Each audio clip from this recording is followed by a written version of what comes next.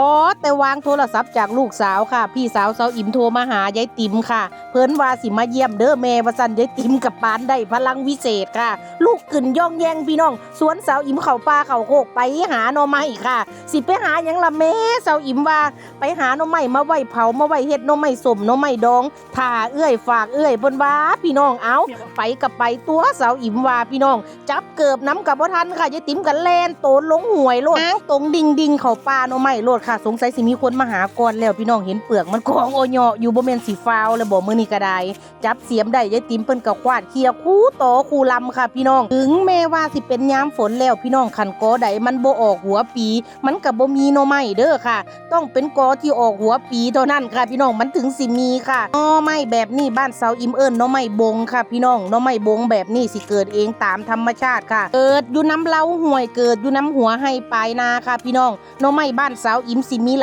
ลักๆอยู่3ประเภทค่ะที่เกิดเองตามธรรมชาติบ่มีคนปลูกเด้อค่ะสิมีหน่อไม้บงค่ะหน่อไม้ไผ่ป่าและก็หน่อไม้ไร่ค่ะพี่น้องที่สิเกิดตามธรรมชาติค่ะป่าเข้าป่าลงห้วยพี่น้องไปหาหน่อไม้เจอหน่อไม้ชนิดอื่นนอกเหนือจาก3ชนิดที่สาวอิมเว้ามาให้คิดไว้ก่อนว่าเป็นหน่อไม้มีเจ้าของเด้อค่ะเพราะว่าในเล้าห้วยเพิ่นก็สิปลูกไว้ในแบบว่าแดนนาไผนามันค่ะพี่น้องอย่างเช่นพวกหน่อไม้สางไผ่หน่อไม้ไผ่เลี้ยงหน่อไม้กินสูงหน่อไม้ไผ่ตรงลืมแรงไผ่บ้านแบบนี้พี่น้องหน่อไม้บงหวานอันนี้อาจสิเป็นหน่อไม้มีเจ้าของค่ะมันสิบ่เกิดเองคันเฮาเอาซุ่ม4ซุ่ม5เจ้าของนาเพิ่นมาเห็นสิเป็นเรื่องเป็นราวกันอีกเด้อค่ะพี่น้องเด้อหน่อไม้บงที่แม่สาวอิมสับอยู่อันนี้พี่น้องเอาไปเฮ็ดหน่อไม้ส้มแซ่บๆค่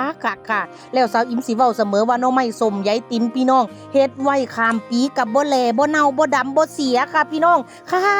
ค่ะปีนี้สาวอิมว่าสิเฮ็ดไว้หลายๆค่ะพี่น้องมาฮอดป่าบอนพี่น้องตะฟังห้วยมันสั่นสาวอิมขึ้นบ่ได้ค่ะยายติ๋มเพิ่นก็เลยสับเป็นบันไดขึ้นให้ค่ะขอบอ้วนพี่น้องย่างขึ้นตะฟังห้วยแบบนี้มันก็สูงเกินค่ะเวลาเฮาเหยียบมันก็พลาดตาดตีดพี่น้องเอ้ยยายติ๋มก็จนได้อันสักทางขึ้นให้ค่ะขุดเป็นบันไดขึ้นให้ป่าหน่อไม้ป่านี่มันอยู่ก้นห้วยก้นผายค่ะพี่น้องมันเป็นหม่องคล้ายๆว่าน้ำไหลน้ำเซาะค่ะมันก็เลยเป็นภูแบบว่าปีนขึ้นปีนลงอยู่ค่ะพี่น้องมันเป็นร่องน้ำไหลร่องน้ำเซาะค่ะเอาอิ่มกับยายติ๋มได้หน่อไม้บ่หลายปานใดค่ะพี่น้องย่างออกมาทะลุหอดนาแล้วค่ะยายติ๋มเพิ่นสวนสาวอิ่มว่าขามทงไปเก็บอีหลอกอีลายอยู่บ่สาวอิ่มว่าโอ้ยแม่เอ้ยขามไปกะเมื่อยซื่อๆจากนาฟังนี่ขามไปพูนพี่น้องป่าทางพุ่นน่ะย่างไปไกลเห็นใกล้ๆแบบนี้นะย่างไปเกือบกิโลพุ่นได้พี่น้องเมื่อยพอดีสาวอิ่มว่าแดดก็ร้อนๆค่ะไปหาหน่อไม้ต่อนี่ล่ะอีหลอกอีลายมื้อหน้าจังมาเก็บค่ะสาวอิ่มก็ลงมาหาซับหน่อไม้ต่อพี่น้องหน่อไม้บงอันนี้นั่นมีแต่ยอดอวบๆใหญ่ๆพี่น้องแต่ว่ายังออกบ่หลายค่ะปีนี้เพิ่นว่าสิแล้งพี่น้องสาวอิ่มก็บ่ฮู้จักดอกค่ะฟังผู้เฒ่าเพิ่นเว้ากันค่ะเพิ่นว่าปีนี้สิแล้งฝนสิมาซ่าแต่ว่าสิแม่นความเพิ่นอีหลีล่ะค่ะพี่น้อง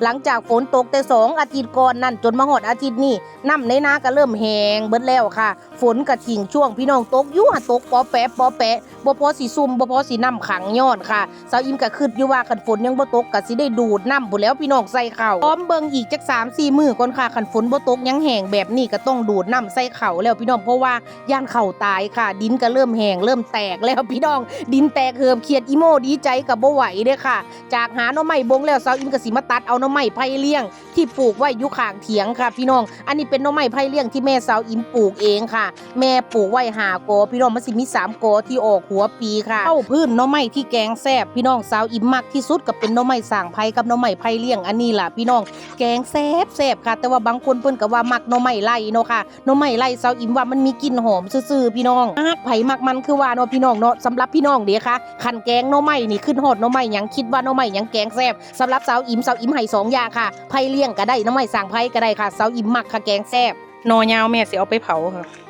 ส่วนหน่อสันๆเนี่ยเอาไปแกงพี่น้องหน่อไม้ไผ่เลี้ยงน่ะแกงแซ่บหน่อไม้สางไผ่หน่อไม้ไผ่เลี้ยงตะกี้เนาะแม่อันยวนแดนบ่เฒ่าอันนั้นเฮ็ดเป็นวงเหรียญบาทนะแม่เป็นวงเหรียญบาทกับปลายยอดมันน่ะบ่คือญาติเดี๋ยวกินเท่าไหร่คือแม่ไอ้ตะกี้พี่น้องยามดำนาค่ะพ่อเฒ่าสาวอิมสิปลูกหน่อไม้สางไผ่ไว้อยู่ในแดนหัวค่ะพี่น้องแม่สาวอิมเราสิไปซับมาแกงค่ะแล้วสิจักอ่อนๆพี่น้องและกะอันตรงขอมันน่ะพี่น้องก็สิตัดเป็นวงกลมค่ะตรงปลายยอดก็สิตัดเป็นสี่เหลี่ยมอ่อนๆคือเจดีนี่พี่น้องญาติกันกินว่าสั่นค่ะคือจังว่าแซ่บค่ะหรือว่าเป็นน้ำหิวบ่พี่น้องสมัยตะกี้แม่สาวอิมแกงหน่อไม้สางไผ่แซ่บค่ะหน่อไม้สางไผ่กับหน่อไม้ไผ่เลี้ยงมันสิต่างกันค่ะหน่อไม้สางไผ่เพิ่นสิออกเป็นสีส้มๆแดงๆ ค่ะพี่น้องยอดคล้ายๆกันแต่ว่าไผ่เลี้ยงเพิ่นสิเป็นสีเขียวความอ่อนความหวานความแซ่บนะคือกันพี่น้องหน่อไม้ไผ่เลี้ยงที่ยายติ๋มเพิ่นหามามื้อนี้เพิ่นแยกไว้เป็น2อย่างค่ะพี่น้องหน่อยาวๆสิเผาไว้ซุปค่ะและก็สีหนึ่งฝากพี่อุ๋มค่ะฝากพี่สาวเซาอิมเอากลับอุบลค่ะและก็นอสั้นๆเพิ่นสิแกงแซ่บๆเพิ่นว่าพี่น้องเว้นเริ่มตกดินแล้วค่ะพี่น้องมื้อนี้อยู่นาจนว่าค่ำค่ะยายติ๋มคือสิล่ะพี่น้องได้ยินข่าวว่าลูกสิมาเยี่ยมมีเหือมีแฮงขึ้นมาทันทีพี่น้องเข้าป่าหน่อหมอกหน่อไม้ค่ะหาหน่อไม้ไว้ฝากลูกพี่น้องมาฮอดเฮือนก็ยังบ่ทันได้อาบน้ำเด้อค่ะพี่น้องฟ้าวมาเผาหน่อไม้ไว้ค่ะไอ้ปลาเบิดมื้อเซาอิมถามว่าแม่บ่เมื่อยบ่มาฮอดคือบ่ฟ้าวอาบน้ำนอนมื้ออื่นเช้าจังเผาก็ได้หน่อไม้เพิ่นว่าเพิ่นบ่เมื่อยค่ะพี่น้องนี่ล่ะค่ะเพิ่นว่าความหักของแม่ยิ่งใหญ่เสมอค่ะพี่น้องสีภูเขาโอ้ยสูงเสียดฟ้าแม่ก็ข้ามได้เพื่อลูกพุ่นนะพี่น้องค่ะ